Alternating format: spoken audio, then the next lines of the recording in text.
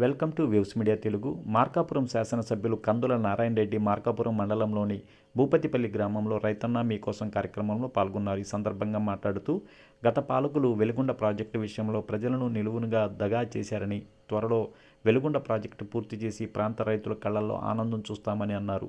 Green field highway ప్రాంతానికి దూరం చేసి రైతుల నోట్లో మట్టి కొట్టిన చరిత్ర వైసీపీ పార్టీదన్నారు.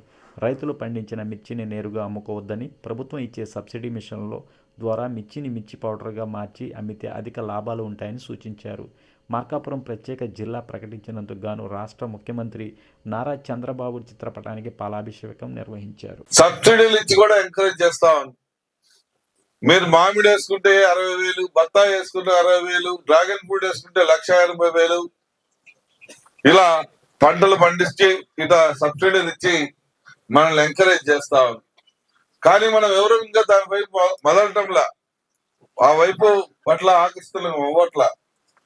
ఈరోజు అనంతపురం జిల్లాలో ఎక్కడికి పోయినా, రాయలసీమ జిల్లాలో ఈ యొక్క పండ్ల తోటలు వేసుకొని కోట్లాది రూపాయలు సంపాదిస్తున్నటువంటి రైతుల్ని చాలా మందిని చూశారు. మరి మనం ఎందుకు చేసుకోలేకపోతా ఉన్నాం? మనం ఎందుకు చేయకూడదు? ఆ రకంగా మనం కాగా ఆ రకంగా కష్టపడి మనం కాగా సంపాదించుకుంటే మనం కూడా ఆర్థికంగా బలపడతాం కదా. ఇటువంటి ఆలోచనలు మనలో మార్పు రావాలి. కొత్త కొత్త ఆలోచనలతోటి కొత్త పందాలు, వ్యవసాయ ఉత్పత్తులను ఉత్పత్తి చేసుకుని మనం బాగుపడేదానికి ఈ ప్రభుత్వం చూపిస్తున్నటువంటి శ్రద్ధని మీరు గుర్తిస్తే చాలా ఇంకా బాగుంటది.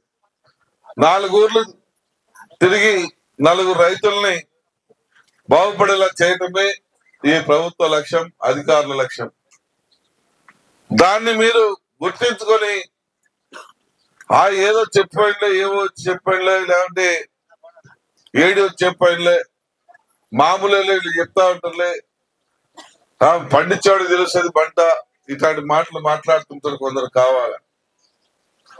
కానీ వాస్తవంగా మంచి జ్ఞానంతో ఆలోచన చేస్తే దాంట్లో ఉన్నటువంటి క్రీమ్ ఏందో అర్థమవుతుంది. మీరు ఆ రకంగా ఆలోచన చేసుకోకపోతే నష్టపోయేది మనమే. అందుకని ప్రతి ఒక్కరిని కూడా వ్యవసాయ ఉత్పత్తుల పట్ల ప్రత్యేక దృష్టి పెట్టండి. మన ప్రాంతం అభివృద్ధి చెందుతుంది. దానికి అవసరమయ్యేటువంటి వనరుల్ని ప్రభుత్వం ద్వారా ఇప్పించే బాధ్యతలు మేము తీసుకుంటామని చెప్పి ఈరోజు గ్రామాలను తిరుగుతా ఉన్నాం. మనం ఎందుకు మారటం లేదో, మనం ఎందుకు మార్పు రావట్లేదో మనలో అనేది అర్థం కావట్లా. మనం వెనుకబడ్డ ప్రాంతమే, కానీ మరీ ఇంత వెనుకబడతనంతో ఇబ్బంది పడుతున్నటువంటి ప్రాంతం అని గత గణాంకాలను చూసి అర్థమైంది.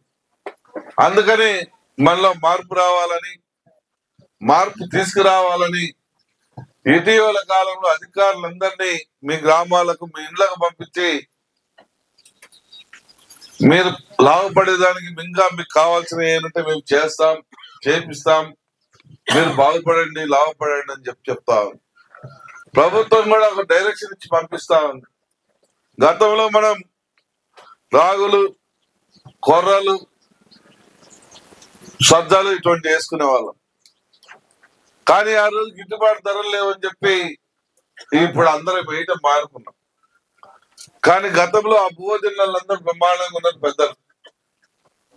కానీ ఇప్పుడు అందరూ మనం వరిబువ్వ తింటున్నాం. ఈ వరిబువ్వలో ఉన్నటువంటి దమ్ము వల్ల మనకు మోకాల నొప్పులు, కీళ్ళ నొప్పులు, నడుముల నొప్పులు ఇటువంటి మనకు ఈ వయసులో స్టార్ట్ అయిపోయింది. పూర్వం ఆ బువ్వలు తిన్న వాళ్ళందరూ బ్రహ్మాండంగా ఉన్నారు, వాళ్ళకి 20 కూడా ఏ నొప్పులు లేవు. మరి మనం ఎందుకు ఆ రకంగా తయారైనామో మనం కూడా తెలుసుకోవాలా, అర్థం చేసుకోవాలా. ఈరోజు గవర్నమెంట్ కూడా ఒకటి చెప్తా ఉంది. దేశవ్యాప్తంగా రాగి, సజ్జ, కొర్రలు, ఆనకలు ఇటువంటి పంటలకు గిట్టుబాటు ధర, ఇటువంటి పంటలకు బాగా డిమాండ్ వచ్చింది. మీరు పండించుకోండి, మీకు పంటలు మంచి రేట్లు వచ్చేలా చేస్తామని చెప్పి ఈరోజు ప్రభుత్వమే చెప్తా ఉంది.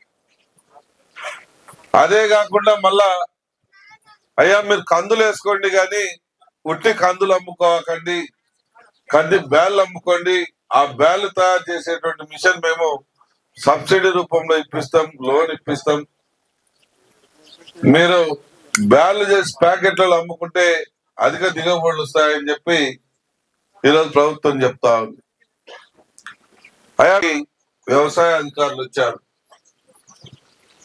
వచ్చి మీకు ఏం కావాలి, మీరు ఏం చేస్తే బాగుంటారు, ఏం చేస్తే మీరు బాగుపడతారు, ఏ రకంగా మీరు అభివృద్ధి చెందుతారని చెప్పి మిమ్మల్ని అడిగి మీకు ఈ ప్రభుత్వం ఏ రకంగా సాయం చేయాలని చెప్పి తెలుసుకొని ఇవన్నీ కూడా పైకి రాసి పంపించారు. గతంలో ఏ ప్రభుత్వం కూడా ఈ రకంగా అధికారులను ఇంటికి పంపించి అడిగిన సందర్భాలు లేవు. కానీ ఈ దఫా రైతుల పట్ల ప్రత్యేక దృష్టి పెట్టి రైతును లక్షాధికారి చేయాలా, దాని మార్గాలు వెతకండి అని చెప్పి అనేక రకాలుగా మీ సలహాలు సూచనలు ఒకళ్ళకొకరు మాట్లాడుకోవటాలు ఇటువంటి అన్ని జరుపుతూ ఇటీవల మీ ఇంటికి వచ్చినప్పుడు మీరందరూ కూడా ట్రాక్టర్ కావాలని, టిల్లర్లు కావాలని, గొర్రెలు కావాలని, రోటావేటర్లు కావాలని, పట్టలు కావాలని, అలాగే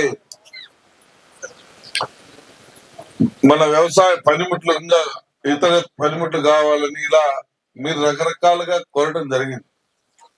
మీరు ఏదైతే అడిగారో ఇవన్నీ వస్తాయి. 1 by 1 ఒక్కొక్కటిగా మీకు న్యాయం చేయడం జరుగుతుంది. మనం కూడా ఆలోచన ధోరణి మారాల. మన ప్రాంతంలో ఒక చెడ్డ అలవాటు ఉంది, ఒకడు ఒక పంట వేస్తే అందరు అదే పంట వేస్తుంది. అరే మన పొలం దేనికి సూటబుల్ అయితే, మన పొలంలో ఉన్నటువంటి మన వ్యవసాయం, మన పొలం ఏ యొక్క పంటకి సూటబుల్ అవుతుందా, దమ్ముందా అనేది తెలుసుకోరు. ఒకళ్ళు వేస్తే అందరు అదే వేస్తా ఉంటారు. కానీ వ్యవసాయ పరంగా ఎవరైనా లాభపడాలన్నా, సంపాదించుకోవాలన్నా కొన్ని నియమాలు పాటించుకోవాలి. అదే మన భూమి యొక్క మట్టి నమూనాలను తీసుకుపోయి శాస్త్రవేత్తల దగ్గర కూర్చొని పరీక్ష చేయించుకోవటం, మన పొలాలకి ఏ పంట సూటబుల్ అవుతుందో ఆ పంట వేసుకోవటం, ఇలా చేసుకున్నప్పుడు మనకు అధిక దిగుబడులు వస్తాయి. అధిక దిగుబడులు వచ్చినప్పుడు రైతు బాగుపడేదానికి అవకాశం ఉంటుంది. కానీ మనం అలా చెయ్యం. మనమందరం ఒకళ్ళు ఏదేస్తే కంది వేస్తే అందరు కంది వేస్తారు, ఒకళ్ళు మినుములు వేస్తే అందరు మినుములు వేస్తారు, ఒకళ్ళు పెసలేస్తే అందరు పెసలేస్తారు. దీనివల్ల బాగున్న వాడి పొలము అదే పడుతుంది, బాగాలేని పొలము అదే పడుతుంది. దీనివల్ల రైతు ఆర్థికంగా ఎదగలేకపోతా ఉన్నాడు.